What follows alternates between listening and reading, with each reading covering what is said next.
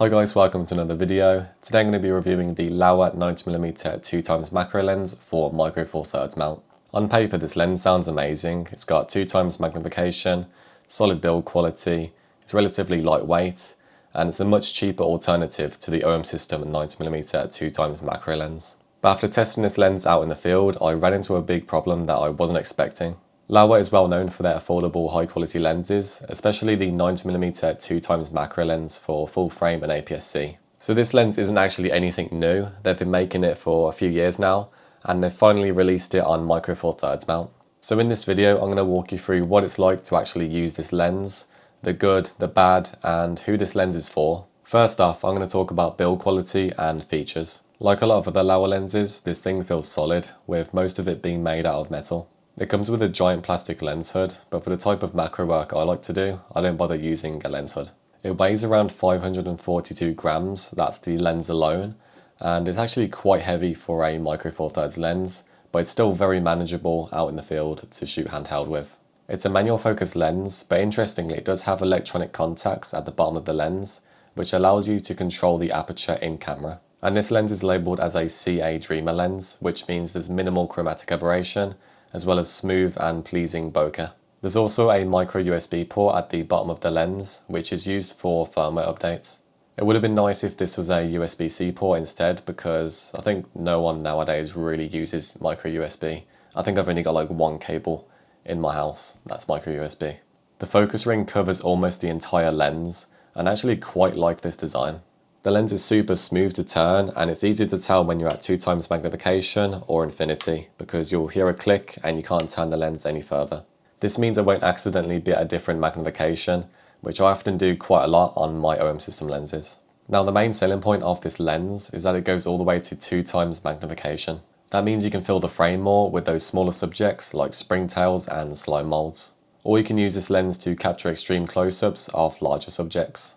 When I first got this lens, I didn't do any sharpness tests or anything like that. I just went straight out in the field and started shooting. I used the kind of apertures I usually use for macro, which is anywhere from f5.6 to f11. And when I got home and looked at the images on a bigger screen, I noticed that a lot of my images were soft, like really soft.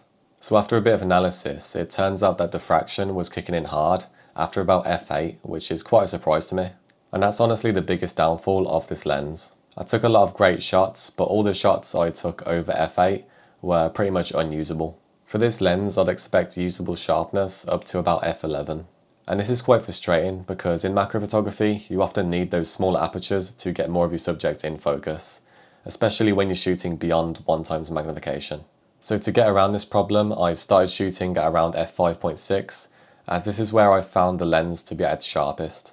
But because f5.6 is really shallow at 2x magnification, that meant I had to focus bracket to get more of my subject in focus. And because this lens is manual focus, that also meant I had to focus bracket manually. My go-to method for manually focus bracketing is the rocking method.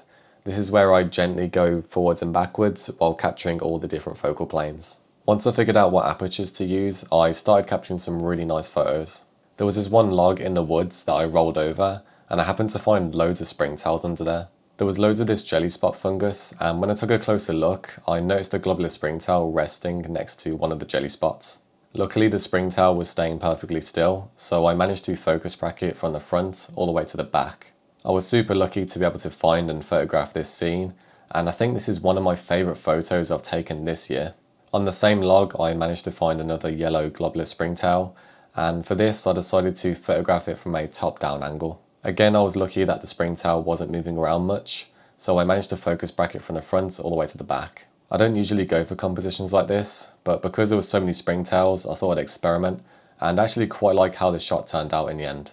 Shortly after this, I spotted another globular springtail on the same log, and this one had more of a red colour to it. This one was also staying nice and still, but I think the main reason it was staying still was because it was molting. I don't think I've ever seen a springtail molt before, so when it came to photographing it, I made sure to incorporate the molt in the composition, and I'm really happy with how this shot turned out.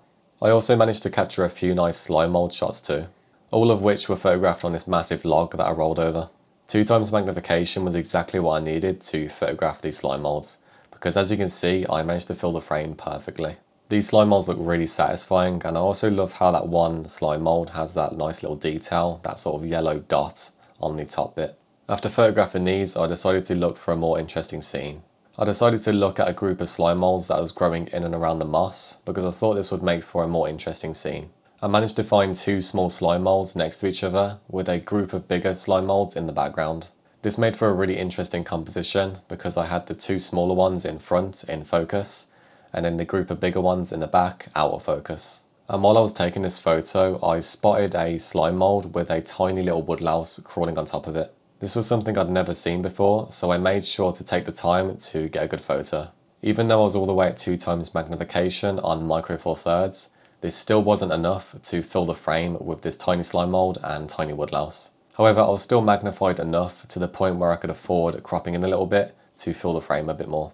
And I'm really happy with how the shot turned out. One thing you've probably noticed while I was talking about those photos there is that the B-roll was quite shaky. So all the close-up B-roll of the subjects were filmed using the Laowa lens, and this lens doesn't have any image stabilization.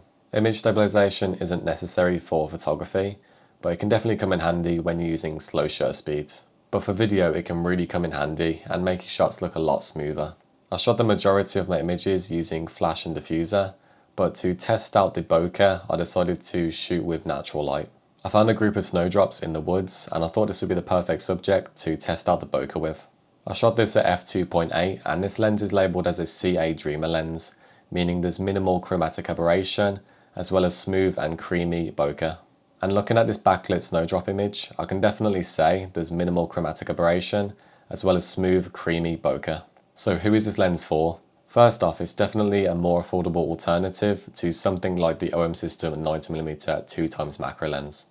You're getting the same magnification, solid build quality, and a great shooting experience, all at a lower cost. With this lens being manual focus, it did slow down my workflow quite a bit. I like to use autofocus for fast and in-flight subjects, and I also like to use autofocus lenses to enable me to use OM System's focus bracketing feature. But because this lens is manual focus, that meant I had to manually focus bracket, which took a little bit more time and precision. And if I wanted to photograph a butterfly in flight, then this lens would make it really hard to achieve a shot like that. So this lens will slow you down a bit compared to a lens that has more premium features, such as the OM System 90mm 2x macro lens. But for subjects that are slow and staying still, this lens is a great choice. At $500, this lens is about half the price of an equivalent autofocus lens, so it's great value for money for what this lens has to offer. It's a super sharp lens, but it's quite disappointing that diffraction kicks in so early, just after f8. If you're someone that relies heavily on stopping the lens down to something like f11 for convenience, then this lens might not be for you. So overall, the Laowa 90mm for micro four thirds is a really capable lens, and the diffraction issue is the only real concern for me. I'm going to end today's video here. As always, all the equipment used in today's video will be linked down below in the description, and those are affiliate links. So if you buy through those, I'll get a small commission at no extra cost to you, which will help support the channel. But with that said and done, make sure to leave a like, subscribe, share, comment, all that good stuff, and I will see you in the next video. Bye.